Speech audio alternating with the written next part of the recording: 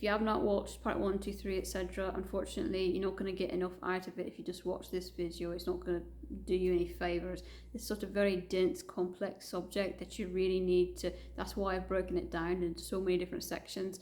You really need to watch chronologically. Finally, we've got the Phantom Shift in chronological order. It was accidentally a standalone, now we've got it in chronological order, just FYI. But basically, I'd say the only one that's optional is maybe part 4B. The B is kind of the optional one. The rest, though, I would especially seeing that I can't explain all of that in this video. Like, I don't have time.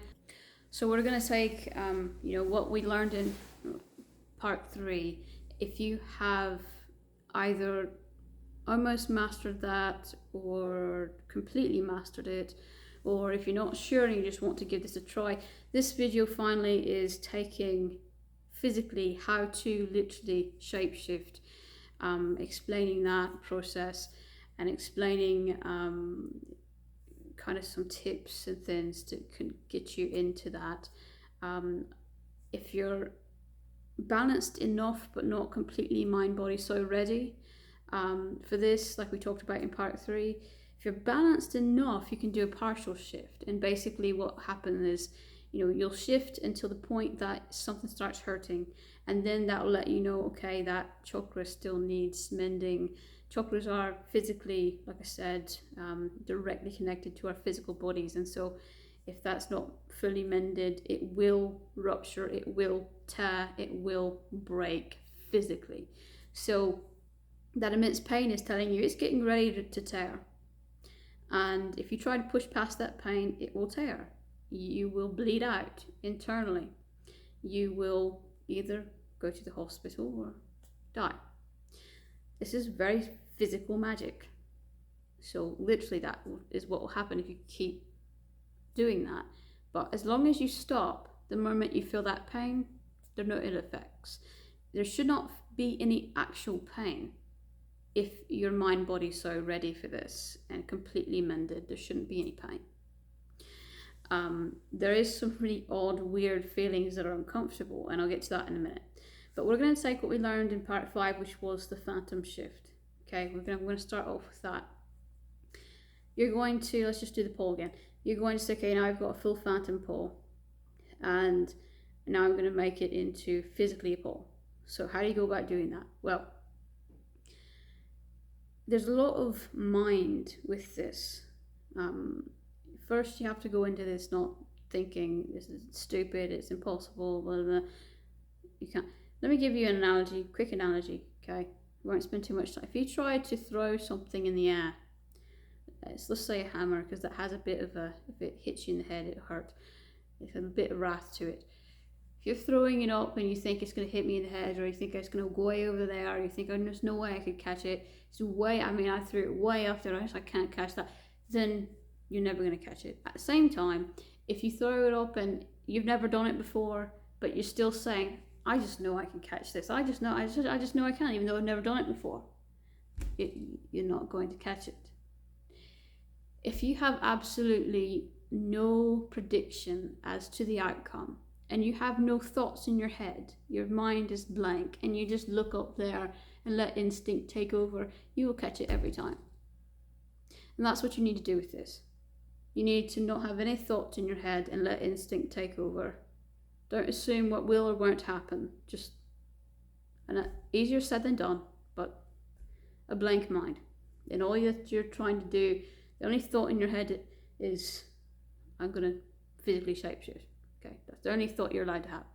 No, it can, it can't, no if this, if no, nothing except that. So once it gets to what the phantom shift feels like, I can't even explain what that feels like. Once it gets past what that feels like, you'll start to feel this numb tingling, almost like it's falling asleep, but kind of or Novocaine or something like that, but slightly different than that. And at that point when you feel that, that is when you technically are starting to physically shapeshift. But when you feel that, that is just phase one. The tingling is just phase one. So are you going to actually see anything at that point? Not yet. Phase two is when everything starts to kind of stiffen and twitch. And at the end of phase two, you might start to see hair of something. Phase three is muscles, bones, organs shifting, which feels exceptionally odd. I'm not going to lie, it's not comfortable. I don't like it, but and at phase three is when it usually, if you've got some kind of chakra imbalance there, that's when it usually immensely hurts. If it's your stomach, you're going to vomit or feel like you're going back to vomit. Then if it's your throat slash breath chakra, your throat's literally going to close up and you're not going to be able to breathe. If it's and you might feel kind of some kind of paralysis as well with that. If it's your heart, you might feel like you have a heart attack. You know, it's just that's the kind of thing that if you didn't know before that that you had an imbalanced chakra, you will after this, because it will hurt like hell. Otherwise, like I said, you shouldn't feel any actual pain with it. What you need to do though is you need to lie down and completely relax. Don't do the theatrical. No, that will prohibit it completely from happening. Don't do that. Lie down, get in a comfortable position, relax. Because you cannot be using your muscles or your body in any way when this is happening. You just can't. I don't know why, you just can't. If I'm like, you know, lying like this or something, that's not a position that a wolf's paw could be in. So I have to, assuming it's wolf, so I have to put it in a position that that species would naturally be in. Whatever your species is, just make sure that you're in a position. Shoulders are a big one because human shoulders can move in ways that most animal shoulders can't.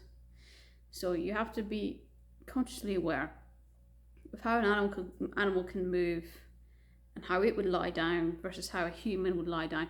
Because if you are in the wrong position, that is going to also prohibit it from happening. So, those are the two biggest things I'd say.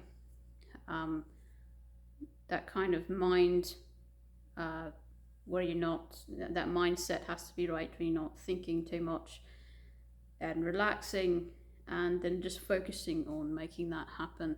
It is, you know, a very much think this, make it happen type magic. And it does very much flow off of intent.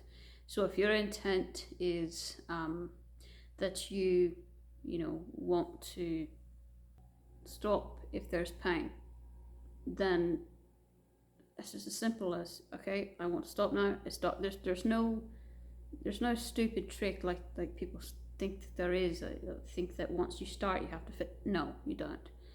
It goes off of intent. Completely goes off of intent. You decide when you shift. You decide when you don't shift. You decide how much you shift.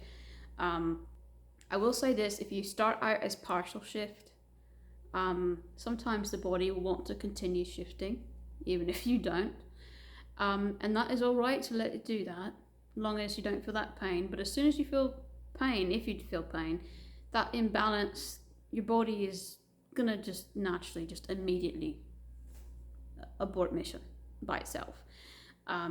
So I will say that if you're trying to just only shift one part of you, and it starts going into the rest of your, down your extremities into the rest of your body, you know, don't fret about that, because instinctively it'll just stop.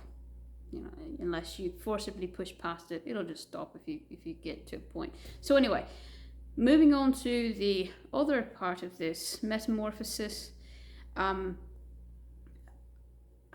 I don't say that it always has to be this way, but typically it's a trading one for the other. So once this slow process happens, once it finally finishes, you can't ever go back to the way you were, which, you know, I guess in the fast way you could set it up like that too, but typically the fast way is back and forth, and well, it can be, but even if it is back and forth, the option, most people honestly a lot of people will never shift back anyway. They'll just choose not to shift back. With this metamorphosis then, it's more like a trading one for the other. There's one that I did on purpose. That is actually still in process. If you ever looked at me and thought, you know, is that a man, is that a woman, whatever. Well, I used to be able to appear, you know, obviously one or the other, but I chose to shift back into what my soul is, not what I was born as. And my soul is masculine, so I chose to shift, and it obviously is still in process because it's in the beginning stages really. So I chose that, and no one's going to believe me anyway because, you know, all the technology and science is out there anyway. But there's something else I did not choose that happened on accident, and it was a form of metamorphosis because it did happen over several months, but the biggest half of it happened in just 1 week. At first I was doing a bit of mending work, and I started chakra mending work, and I started to think, you know, I didn't used to be this susceptible to oats, to said other foods. And then one day, you know, it just kind of got just a little more, and then one day I realized why. There was one night in particular that I was doing a lot of heavy mending work, and then several days later I'd go to the store, get bread, vegetables, fruits, like I always do, and then meat, like I always do. But I realised that, okay, bread, the thing that always used to calm my stomach, always used to soothe my stomach, now sends me through hell. And I thought, maybe it's just bread. So I got, you know, different kinds of bread, and then I thought, okay, maybe fruit and vegetables is fine. Most of them bothered me.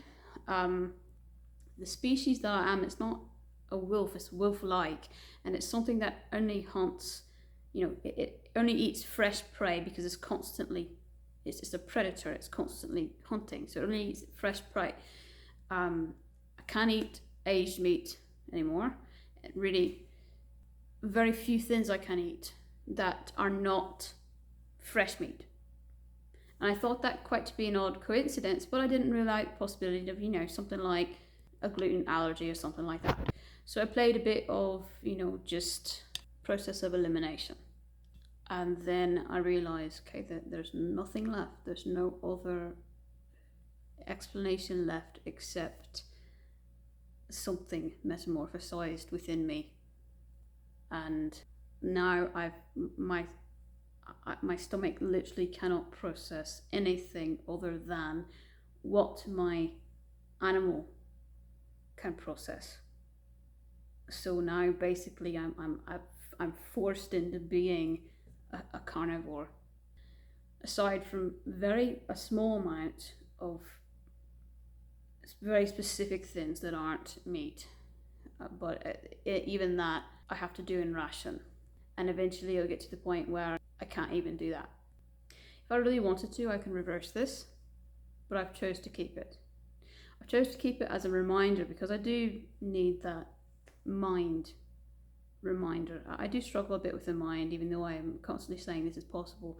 One thing to know it's possible, another thing to know that you yourself, you know, can succeed. And as annoying as it is, it means I'm getting somewhere with it. Yes, I've had to completely change my diet and the way I live, but it means that I'm getting somewhere with it.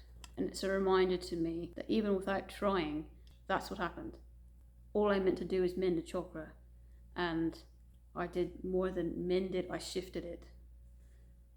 Maybe not 100%, but so you might find that accidentally you start sort of this slow process of metamorphosis in something, but eventually you're going to need to do the fast way, probably, for a full, complete shift. Be prepared to sit there for hours and nothing happen, even days. You're not meant to get this right away. But we'll say the more open your mind is to it, the quicker you probably get somewhere with it.